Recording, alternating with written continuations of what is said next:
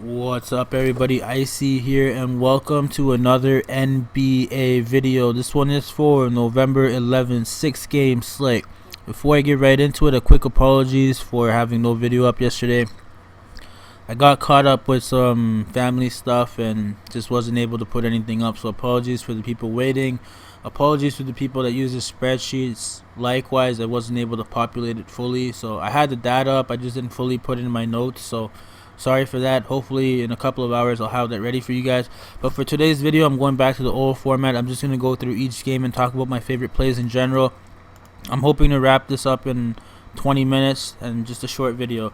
So starting with the first game on the Minnesota Timberwolves side, of course we got to keep an eye on the news. A lot of questionable guys here. Teague, Napier, both questionable. Rose and Reggie Jackson on the other side are questionable. Balaki is going to be back, expected to play. So keep an eye on the news a lot. There's a lot going on tonight. But my favorite play is Karl-Anthony Towns from the Minnesota Timberwolves at 10K. He's been playing out of his mind. It's a little bit of a slower paced matchup here. Andre Drummond's been playing really good defense. It could technically make it tough on Karl-Anthony Towns, but the only one that could really make Karl-Anthony Towns do bad is himself if he gets into foul trouble. I don't really foresee that happening in this matchup per se. I love the 10K price. He is the highest price center, and he's the guy I'm going to be getting the most of today at the center spot. I really like his upside opportunity. He's getting a tremendous amount of usage. Everything the Timberwolves do basically goes through his hands, so he's someone I'm getting to a lot. Andrew Wiggins at 7,700. I'm not interested in him, even though he's been playing out of his mind. He's bought into Coach Ryan Saunders' philosophy and all that, but 7,700 is a price that's a little too steep for me. I could pay up a little bit more and get D'Angelo Russell. I could pay down and get Drew Holiday, who's in a much better matchup, or Donovan Mitchell, or Lou Williams. There's just a lot of guys I'd rather get to than Andrew Wiggins, who's a little risky in my mind. I don't feel comfortable playing Andrew Wiggins at all. The other two guys I want to talk about real quick are Jake Layman and Travion Graham. Both of these guys are going to be in consideration for me a little bit more so than they are now if the injuries hold. Jack Layman has been playing consistent minutes, and while his ceiling is really not there, it's a relatively low ceiling. It's a safe floor with this guy. He's been getting a consistent amount of minutes. He's not really dependent on any injuries. This is basically what they're playing him night in and night out, and this is what he's getting. He's a safe bet. He's not going to win you a GPP, but he's someone that could get you to the cash line and keep you there. He's a safe bet. Nothing really to be frightened with this guy. So, but he's not going to go out there and win you anything. So if you want a safe value play, he's the guy I'd recommend. Travion Graham, on the other hand, he's played 30-plus minutes in the last 3 games. And he also has more upside than Jack Layman, but his floor is unsafe, so he's a little bit more risky. But both of these guys have been seeing good minutes, and if those guys stay out, I really like them more in their matchups here against Detroit. On to the Pistons. The Drummond guy is not my top player or favorite guy on here whatsoever. I think a lot of these guys are going to be a little bit overpriced now that Blake Griffin's back, and he's going to take his usage from each and every one of these guys. As it stands, Drummond's been playing really well, and he's been priced up accordingly. Can it persist today? Sure. He could definitely go out there and get you 60 DraftKings points, but it's going to be rare. It's going to be more rare for this to occur with Blake Griffin back. And honestly, on a 6-game slate, there's other guys I'd rather get to. There's a lot of cheap center guy options too that I wouldn't mind sticking in my lineup. So Karl-Anthony Towns is probably the guy I'm getting to most here. But Drummond could be a cheap contrarian play going against the field. His ownership is going to be a lot lower than it has been the past few weeks, and he still has the upside to go out and do what he's been doing. So definitely a contrarian play, but not someone I'm going to be playing a lot in general. Luke Kennard's overpriced with Blake Griffin back, in my opinion, especially if Derrick Rose and Bruce Brown are going to be playing too. If Bruce Brown is missing, then Luke Kennard is definitely someone I'll be playing at 6,100. But as it stands, I don't think he's going to be missing. He had a right knee contusion, so I think he should be good to go. But I've seen weirder things happen. And Derrick Rose, the other guy, I mean, if both of these guys are out, then of course Kennard's in play. He's going to be the only body they have, and he's going to be playing a significant amount of minutes. But if these guys are playing, then not someone I'm looking at. They're all overpriced because these are basically without Blake Griffin, and now he's back, so the usage is going to be lower for all these guys. I don't trust Markieff Morris at 4,600. Yeah, he could go out there and get 30 DraftKings points. But with Blake back and all of that, and You know, his tendency is to put up duds from time to time. This could be a prime spot for him to go and do that. So I'm not really interested in him in general. Langston Galloway is this guy I'm looking at, especially if the injuries persist. If they hold, Langston Galloway, I don't mind at 4,500. He's really shown that he could also bring up the ball, and he's been doing a little bit more than he's used to doing, and he's been doing it really well. So I don't see why they stop doing it all of a sudden, especially if the injuries hold. He's just another body, and so he's a trusted body. So he's someone that could go out there and get it done at 4,500. However, there's other guys on the slate at the price that are cheaper that I'd rather get to. But just from the Detroit side, another guy I'm looking at. Next game, Dallas versus Boston. Dallas played without Porzingis the other day, and a lot of these guys saw a good run, a good opportunity here. However, Porzingis is expected to return. He's not on the injury report, and because of which Porzingis is my favorite play on the Dallas Mavericks side. I don't really know who stops Porzingis on the Celtics. They can try. They're going to have a bad time. Porzingis at 7,200. He's going to be rested, and he's going to be ready to go. He's been playing really well to start the season. He has had some ups and downs, but as a whole, he's been very consistent, and 7,200 is a very fair price for him, if a little underpriced, in my opinion, considering Boston is terrible at rebounding. So you should have a little bit more upside with the rebounding game. But yeah, Porzingis is my favorite play, followed by Luka Doncic. Of course, every single time Luka is on the floor, he is in play. He has the green light to take shots whenever he pleases. He has real 70-plus DraftKings points upside on any given night. Yeah, Boston is a very good defensive team, but Luka is very hard to stop. I mean, the only team that really stopped Luka so far has been Denver, and Denver is a really good defensive team, and they have a little bit more better pieces that are better suited to stop Luka than Boston, in my opinion. Kemba Walker is not that great of a defender. Jaylen Brown and Tatum are, but they're inconsistent at times. I would say Jaylen Brown's the better defender between the two. And then their center is just a whole mess right now. So there's a lot of inconsistency. Of course, Marcus Smart coming off the bench can lock mans down, but Luka's a tough guard, man. Luka's my guy. I don't mind him. Aside from Luka, the only other guy I'd honestly even consider here, and I don't even say it like confidently, is Seth Curry. I don't mind his price at all at 3,500. He should see a good amount of run from the second unit in this game. But it is Boston. They are a tough sell, and all these other guys on Boston or on the Mavericks are still fighting for a rotation spot or a spot in the rotation. The coach is still mixing and matching these guys and seeing what works and what doesn't work. Some days some guys are playing more minutes, some days some other guys are playing more minutes. So it's really hard to predict. And because of which, I'm not really interested in many of these guys. Of course, any one of these guys could go out there and win you a GPP. Dorian Finney-Smith could go out there and get you 38 DraftKings points. DeLon Wright could get you 40 DraftKings points. But it's just the opportunity is inconsistent. The production is inconsistent. The matchup is tough. It's a slower matchup. Boston's one of the best teams defensively, if not the best team defensively. So, I mean, it's going to be a tough matchup for a lot of these other guys, role players. Their usage is not there. Luka takes up 33% usage when he's on the court. Porzingis takes around 30%. So there's like 35% to go around for all the other guys. So I'm not really interested. Boston, on the other hand, Gordon Hayward's out for a couple of months, I believe. Jaylen Brown's priced up. Same with Marcus Smart. One thing to notice, Jaylen Brown, like 4 days ago, said he really couldn't wait to show his skills and talents, how much he's grown to people. And then Gordon Hayward got injured. The reason why I say that is because I already thought Gordon Hayward's production was unsustainable with someone like Jaylen Brown breathing down your neck. He's a very feisty guy. He doesn't look like it.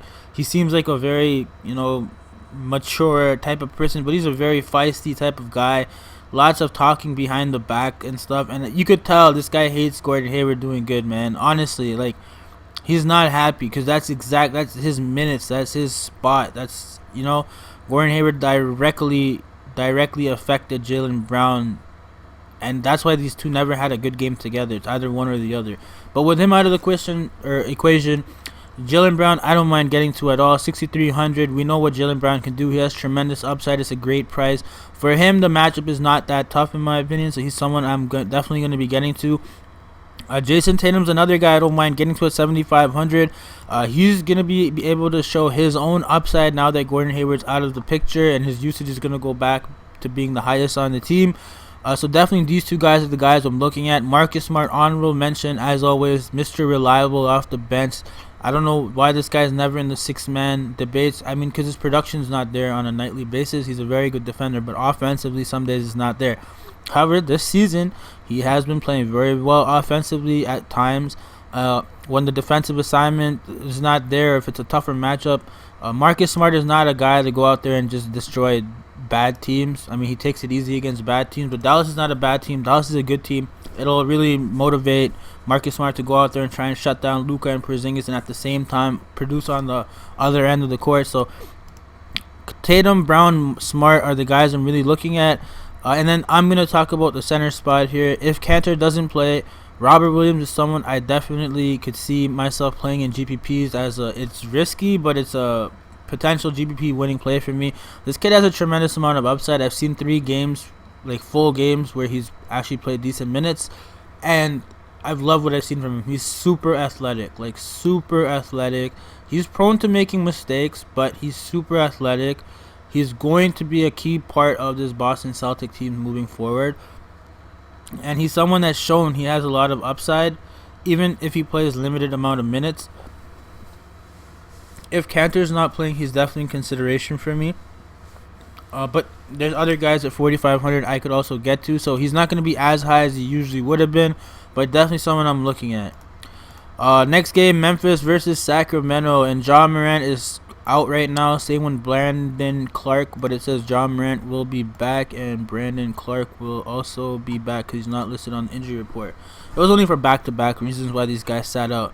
However, with these guys back, Grayson Allen is still out. Okay, it's okay. Honestly, I don't like much guys on Memphis here. It's really hard for me to get to any of these guys. The only guy I'd probably play is Dylan Brooks, and that'd be a GPP play only. He does take a lot of shots, even though he didn't last game. They got blown out, so they got benched. The coach just had a resting mindset that day anyways. He wanted to rest his guys, and he just got a good reason to do so. Look, it's going to be a very tough matchup against San Antonio. They're not as good defensively as they have been in the past, but they still have a very good coaching staff. They're well coached. They're drilled. They don't make mistakes. If they do, the coach pulls them out. So they go out there and play basketball. They don't care about who's in front of them. If it's a shit team, if it's a good team, they'll go do what their coaches want them to do. Try to make them happy. They're going to make it really tough for these Memphis guys. I'm not really excited about any one of these Memphis guys in particular. Dylan Brooks just a GPP play because I know he takes a significant amount of volume, a significant amount of shot volume, and Grayson Allen is out. So Dylan Brooks is going to be taking a lot of shots, and if they start going in, it's definitely a great GPP play, but it's very risky, and I wouldn't necessarily recommend it, but I'm definitely going to be getting some exposures because I like taking risks like that. But Jay Crowder should go back down to earth. 5,700 is a little too expensive. He could also get it done, don't get me wrong. It's just a little bit more risky, and there's other guys I'd get to. Kyle Anderson, another guy. He's going to be productive on some nights and unproductive the other nights. He is going back to San Antonio, so it is technically a revenge game for him as well. Maybe he gets extended run. 4,500 is a fair price for him, but the minutes are risky, so I'm not really that interested. Guduric was only really a play because of a lot of those other guys being benched, and his production went up. I expect similar production now that those guys are back. However, he's another guy that's a risky GPP play. If anything happens to anyone on this team, he's a direct benefactor. He's been, playing replacement minutes for some of these guys. So if anything happens to these guys, he's a direct benefactor. And at this price, he could definitely go out there and smash it. However, it is a tougher match up in general. So overall, I'm not really excited about any one of these Memphis Grizzlies guys. Even Valanciunas, I mean, he's put back-to-back stinkers now. The minutes are still what they are, and he could definitely go out there and win you a GPP. But LaMarcus Aldridge is a mobile big. He's gonna pull Valanciunas away from under the basket. Some of the opportunities for rebound and stuff might not be there. And LaMarcus Aldridge is a vet, man. He's gonna make it tough on Valanciunas. So, and plus, LaMarcus Aldridge plays really, really, really well against Valanciunas. So there's that too. So. I'm not really interested in much of the Memphis Grizzlies. Can they get it done? Sure. It's just more risky on this slate, in my opinion. On the San Antonio side, LaMarcus Aldridge, 6,300. That's ridiculously cheap. It's almost borderline disrespectful why this guy is this cheap. That's why he put up the stinker of stinkers after putting up that performance. Alright, I guess that kind of makes sense. But, man, I'm playing LaMarcus Aldridge against Memphis. Are you kidding me? Like, that's a lock, man. 6,300 is too damn cheap. Like, I'll go down like the Titanic with LaMarcus Aldridge. But 6,300 is too cheap for him. Poto's playing like 15 minutes a game, if that. He's not really in play. DeJounte Murray is still restricted. At 6K, it's a better price than it has been the past couple of days, especially against John Moran, a faster-paced opposition. DeJounte should have more opportunity to go get his. I actually don't mind DeJounte Murray today at 6K. Even though his minutes are going to be limited, I actually don't mind DeJounte Murray. 6K is actually a fair price, even though he's playing limited minutes. Bryn Forbes, on the other hand, can get hot and win it for you, but he's relatively like mediocre. Like, you're not gonna get him to get 30 DraftKings plus points on many nights. It's a rare occasion, so not that interested.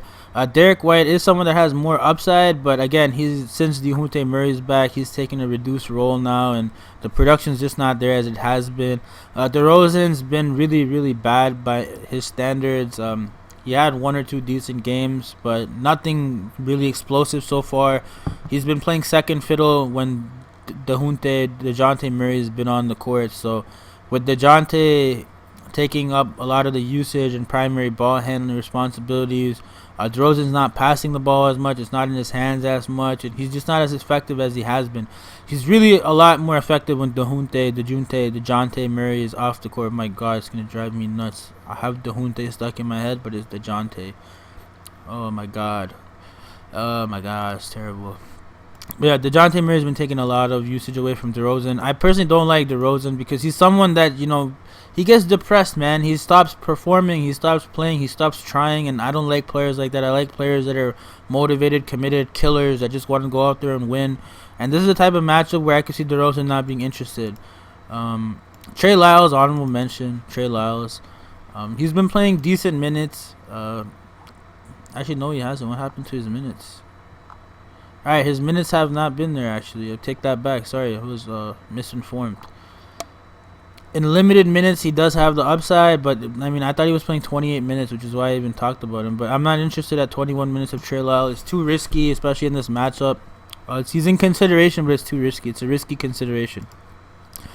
Alright, Houston versus New Orleans. Probably the game I'll probably have the most exposure to. Fastest paced game of the night. No defense being played here by both teams. This is going to be a shootout, boys. So, I really sucked it up last week by playing like 90% Westbrook over Harden. It bit me in the butt. However, I'm still going to do the same thing. I'm going Westbrook over Harden, boys. Like, I don't care. This is just a big price difference, man. Like, I just can't get over the price difference. It's $2,700 price difference. Almost $3K difference between these two guys. And Westbrook's not going to play like this every single night. Like, he's not. This is the wrong conception people are having right now. Like, this is not the Westbrook you're going to get on a typical night. This is the Westbrook you're going to get on a typical night. This one. Not this one. James Harden could definitely go out there and get it done too. 75, 80 DraftKings points is not outside the realm of possibility. He's been making his shots now. He wasn't in the beginning, which everybody said was unsustainable. He was bound to get it done. He was still dropping 50, 60 DraftKings points while not making shots. So now that he's making shots, 70, 80 DraftKings points not outside the realm of possibility. Definitely more in play for me today than he was the other day. But honestly, I still have more Westbrook. I don't mind betting against Harden here and going with Westbrook with the field. Harden's going to be a lot more owned, and if he has a 50, 60 DraftKings points a day, that's not what people want. So, it could work into my favor. However, Westbrook is risky. I do agree with that. The risk is definitely there. The usage is lower from years past. It's not like it was in OKC whatsoever. Harden is getting more usage than Westbrook. So the price, it makes sense. It's just personally knowing the upside Westbrook possesses at this price point is just it's mind-boggling to me, and I'll be very happy when the tournament plays work out in my favor. It's a tournament play for me, of course, Westbrook. It's not a cash game play. It's too risky as a cash game. Just go with Harden. But as a tournament play, I'm going to be going to Westbrook a lot. And the day he actually does what I'm thinking he's supposed to do, I'll be very happy. And I'm willing to take that risk. I'm willing to go down that path. So Westbrook's my guy in tournaments. Aside from that, a lot of these guys are risky here. Daniel House, PJ Tucker are both going to have ample opportunity to get up 3-point shots. They're going to be standing in their corner, and Westbrook, Harden are going to be dishing them the ball. So both of those guys are in play. But I'm not really excited about anybody else here. No one really like excites me here. Eric Gordon's still been very inconsistent. He did get rest the other day, so maybe he's good to go. Actually, he didn't get rest. He got rest the day before that. But Eric Gordon, we know what he's about. He just hasn't been performing. He hasn't been shooting at his regular rates. He's been in somewhat of a slump. I don't expect that to hold. 3,900 is very cheap. It could be today. New Orleans a fantastic spot for Aaron Gordon to explode. There should be a lot more possessions on average than regular games. This is a very fast-paced matchup. Lots of turnovers. Lots of mistakes are going to happen here. So lots of opportunity for both teams to produce offensively a little bit more and get some defensive peripheral stats. So Eric Gordon is in play for me as well. But Westbrook and Harden are the two guys I really like. I don't mind House and PJ Tucker because they're going to be getting the ball as well. And if they get hot, then they can get it done. No problem. But that's about it.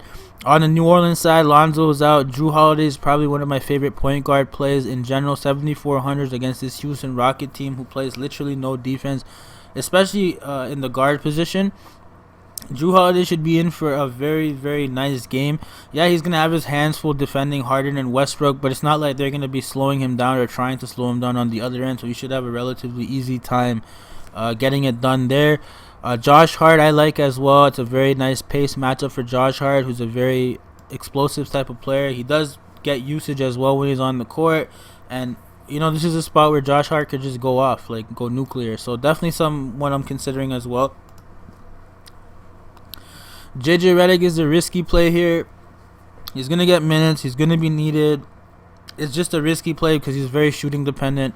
Frank Jackson, Nickeil Alexander-Walker, honorable mentions because both of these guys could also explode here with the lack of defense Houston possesses, the pace that Houston possesses. In limited minutes, these guys could go out there and get it done. If I had to choose one, I would choose Nickeil Alexander-Walker here. I like Frank Jackson a lot more, but I just personally think this is a match suited more for Nickeil Alexander-Walker. However, both of these guys are very good shooter when they're making the shot. So honorable mention to both of these guys. Brandon Ingram, he's been playing out of his mind. I'm not really sure how this really changes. Like, I don't expect a 50-60 point game today, but I mean 48, it's not out of the realm of possibility, which is pretty much what I'd want from him. Lonzo's gone, of course, so pace up. Lonzo's out, usage increase, price is lower than in the past. I don't mind Brandon Ingram at all. Same with Kenrich Williams. He started. I'm expecting him to continue to start. He played really well when he started, and this is a great matchup for him as well. Everything on this side, on both sides of the team here, are good. So there's a lot of guys I wouldn't mind going to here. I might get 2 or 3 guys for each team, maybe even here on a 6-game slate. I don't mind because the matchup is that good. But Brandon Ingram definitely someone I'll be looking at, and Kenrich Williams, if he's starting, I'll be looking at. Then Derek Favors should also be starting in my opinion. His minutes were still actually got a little bit more minutes the other day. He played almost 30 minutes the other day. If that's what we're gonna get out of Derek Favors, then he's an automatic lock for me. I don't need to think much about it. He's a very productive player. It's always been the minutes. The minutes have always been inconsistent. If my man can get 30 minutes a night, 4,700 is too damn cheap. 100% lock. And then Jahlil Okafor at 3,300. He's gonna play limited minutes, but he could get it done in limited minutes. He's a PPM type of player. If anything happens to Favor, if he plays less minutes than he did the other day, then Okafor is going to get the bump there, and he could get it done definitely. Alright, my favorite game to watch tonight, Toronto versus Clippers, man. I can't wait. I loved how the Raptors just dummied the Lakers yesterday. The Lakers couldn't score a basket for their life in those last 3 minutes, man. Whoo! What a game, what a game, what a game. Chris Boucher is going to be a problem. And I'm just going to start with him. He's my favorite play from the Raptors, man. Straight up. This guy was G League Defensive and Offensive Player of the Year. He was on Golden State the year when they won the chip last. He was on the Raptors last year when they won the chip. He's someone that's been touted heavily by the media in general. Anywhere he goes, he's been spoken really highly of. It showed yesterday, man. He was stuffing Anthony Davis. He basically held Anthony Davis scoreless when he was on him. Anthony Davis couldn't score on him. Anthony Davis couldn't score on this guy. 80. Chris Boucher, man. This guy is the real deal. Watch the game today and you'll see what I mean. Yeah, he's a rookie. He's prone. He's not going to get this type of performance. You're not going to get this type of performance out of him every single night. He's not going to go 7 for 11. But he is going to be taking 3-point shots because that's what he's been working on. That's what they want out of everybody on the team. Everybody on the Raptors can shoot. It's a news flash if you didn't know. Every one of these guys are shooters. They're not known shooters. That's not their forte. Van Vliet, sure, everybody knows Van Vliet's a sharpshooter. But Siakam's wasn't known for shooting. Lowry, OG, Ibaka, Gasol, they're not really known for their shooting, but they can all shoot and they can play defense. Norman Powell's a shooter. He can shoot. Malcolm Miller, we still haven't seen much from him. Matt Thomas is a real guy that's been getting good minutes, and he's another shooter. This guy really carried them in the first quarter, especially towards the end. It would have been a bigger gap than it was, but he really brought it down with his 6 or 7 points that he got, or 5 points that he scored. Basically all the points he scored was at the end of that first quarter, and he really did a good job. He had a 4-point play. He missed the free throw, but he had a 3-point that was whatever. I'm digressing. You're too much. I need to digress. Okay, back to the Raptors. Boucher is my favorite play, bar none. Like 3,400 is too damn cheap. He's gonna be getting minutes here. He's definitely gonna be getting minutes here. And definitely someone I don't mind getting to. Could he get into foul trouble? Sure. Montrezl Harrell is gonna make it tough for him. Zubac might get minutes, make it tough for him. Kawhi might make it tough for him. But he's someone that you can go out there and he's super productive. Going back to preseason, he was a point per minute type of guy. One of my favorite guys to play in preseason. And people kept sleeping on him, and they're still going to be sleeping on him. Maybe not as much today. Yesterday they were sleeping on him. He was only 25% owned. So, definitely my favorite play on the Raptors. Now, Siakam against the Clippers. This is the one, man. Siakam just has the green light to do whatever he does. And he had a terrible shooting night yesterday. 1 for 8 from 3. 1 for 8. That's not going to hold. He's not going to be that bad on every given night. The Clippers are a much tougher defensive matchup for Siakam in general than the Lakers were. He's just too quick for the Lakers, man. I don't care what anybody says. LeBron's not as fast as he used to be. AD's not as fast. And the Raptors just played them off the court with their athleticism yesterday. They're a super fast team. Super fast and efficient. The Lakers couldn't do nothing against them. They were essentially caught flat-footed, and the Raptors just ran over them. Clippers, on the other hand, have a lot bit more mobile pieces, starting with their leader, Kawhi. So, Siakam's a little bit of a tougher sell for me, but knowing what this guy can do on a night-in and night-out basis, knowing that he has the green light, and knowing that he's going up against Kawhi, who he's not going to be scared of because they were teammates last year. He knows exactly what Kawhi is all about. I'm sure they had a lot of scrimmages together, so he's going to know what to expect from there. It's just the schemes the Clippers are going to try and throw to slow down Siakam and get the ball out of his hands. So that's what we really got to pay attention to, how they're going to try and isolate Siakam and get him off of his game, which is why I'm not really too fond of him today. OG Anunoby, he's been one of the league-leading 3-point scorers in the league. He went 1 for 3 yesterday, but he's been fantastic from the 3-point range. That's the one thing he's been working on throughout his rehab all last year. This kid was the guy that was guarding LeBron in his first year in the playoffs. They put him on LeBron. Solo coverage. Just one guy guarding LeBron. This kid, rookie, was guarding LeBron. And this 2 years later, yesterday, he was guarding LeBron, and he held LeBron to 13 points. Yeah, it wasn't all him. It was a combined effort. But OG, man, really made LeBron work yesterday. It made it super hard for him.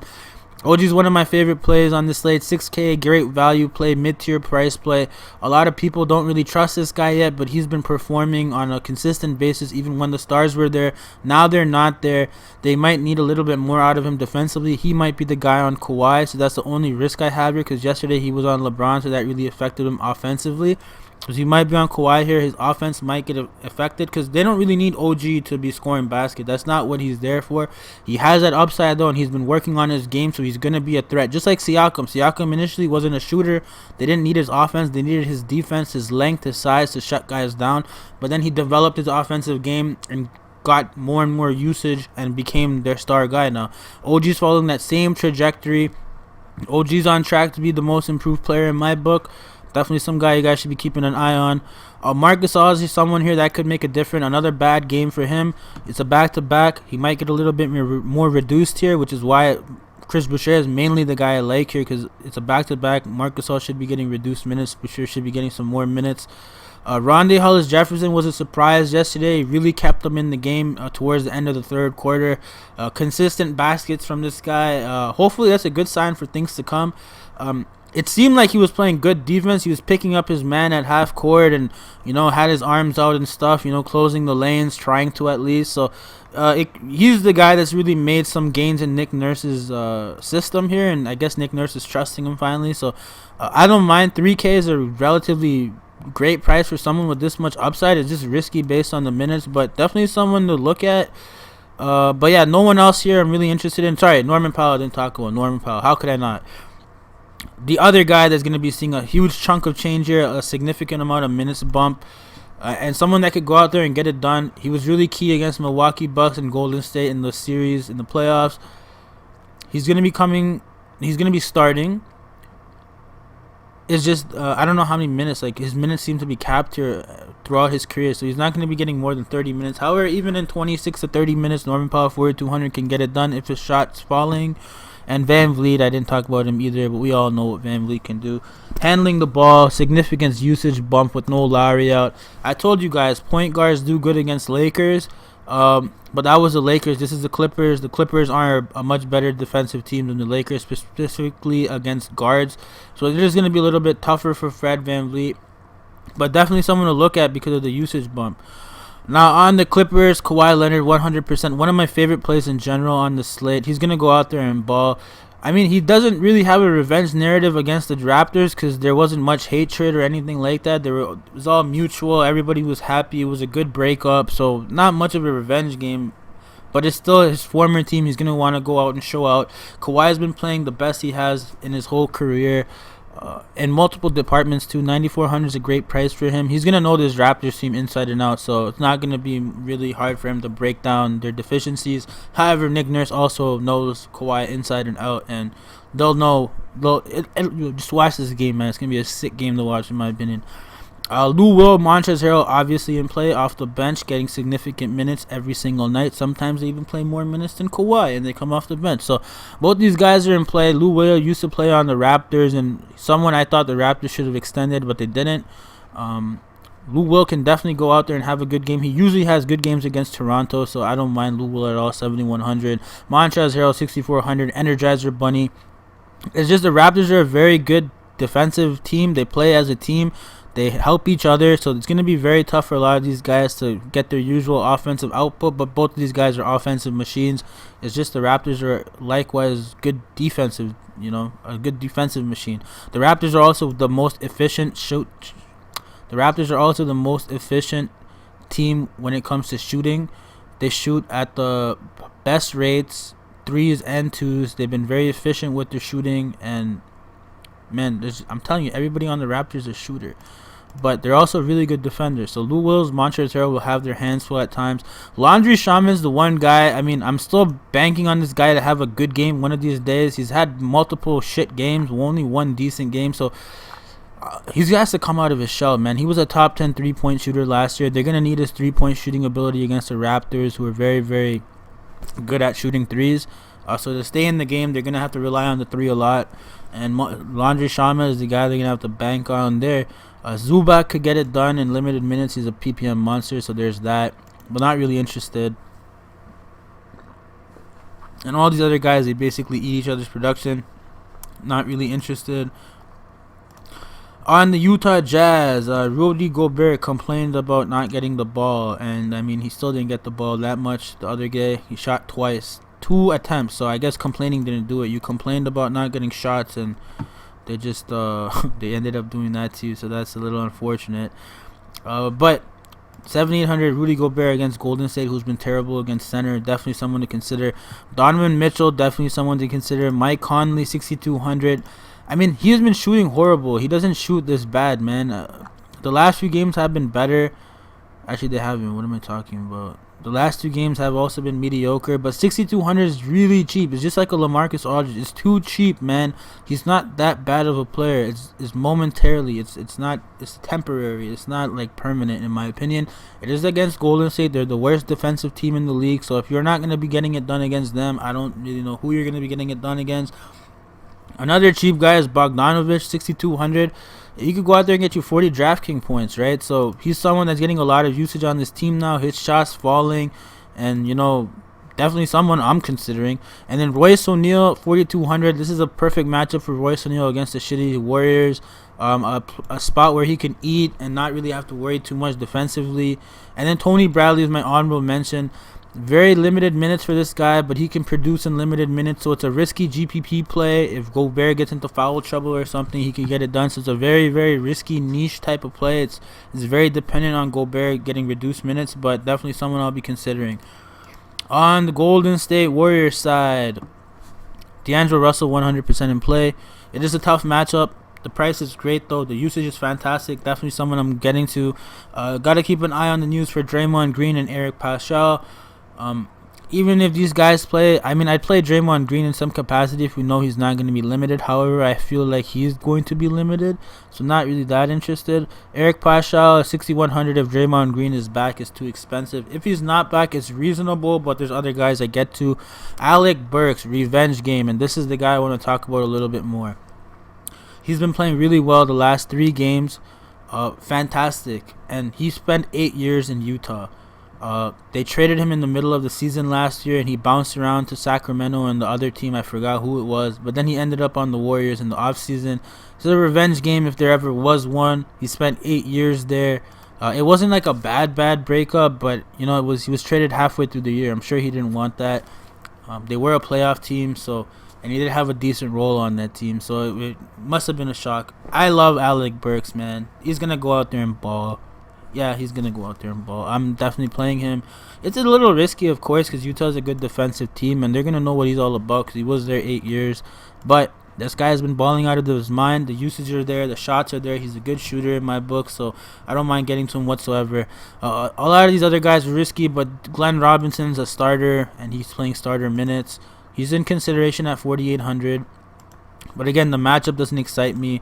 Damian Lee off the bench plays the most minutes off the bench. One of the best contributors off the bench, but again, tough matchup, tough sell for me. Not really that interested. Jordan Poole, as I always say, he's someone that when his shot starts to fall, he's gonna win someone at GPP. He's shooting like 18 to 30%, and he's still getting these points. So he's getting the peripherals. The shot's just not falling. When the shot falls, this kid's gonna be a problem. So he's in play for me every night, just in limited capacity, but in GPPs, I'm going with Jordan Poole like 10% of the time, hoping for a good game and just set me apart from everybody. Aside from that, not really interested in anybody, guys. So that's it for today's video. Let's just make a quick dummy lineup. So Drew Holiday right off the bat, LA Drew. Let's go Harden. And then right off the bat, I'm gonna lock in my Boucher pick. He's a power forward center, which is really good. I also kind of like Josh Hart today. Okay, who else do we got here that I like? Minnesota. I like Towns, but do I like Towns enough to?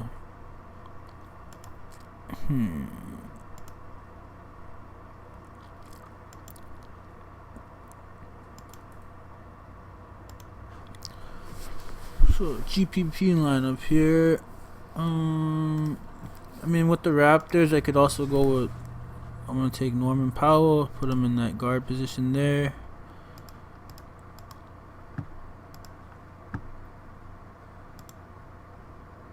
I don't mind rocking with Okafor either, because Capella is a very mobile center, and this is a position or a match here where Okafor's speed is kind of beneficial to the team.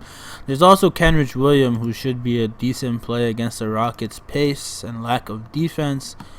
However, Daniel House and PJ Tucker are going to be, smothering him at times. Dallas has some good value plays in my book. but they're all their minutes are flaky here. I mean, Dwight Powell is the one reasonable guy here. He hasn't been playing all that well. He had a good game last game, but it's been every other game by the looks of it. The minutes are there. It's just the matchup is gonna be tough.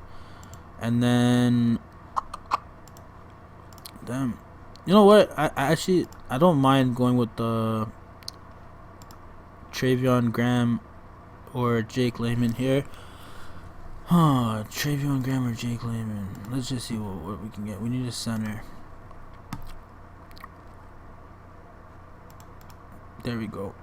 But I mean, he's a power forward center, so might as well just put him in a power forward spot. 6,300 for Aldridge against Memphis, man. That's just too cheap. Too cheap. Ibaka's questionable. He's not out. He should be out. It's not playing. I don't think he's playing. Who do we want here? Derek Favors. I don't mind if he's gonna be starting. And you know what? Let's just put Derek Favors in. And then 7,300 Donovan Mitchell. I don't mind Donovan. I don't mind him at all.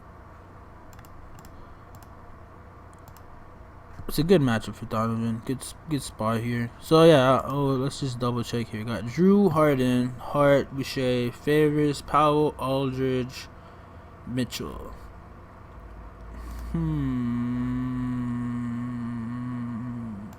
If Favor plays those minutes, I have no problem, guys. So that's it, guys. That's it for today's video. Hope you guys enjoyed. If you did, please hit that like and subscribe, and hopefully we could go back to a regular scheduled video for the other days. Take care for now. Bye bye.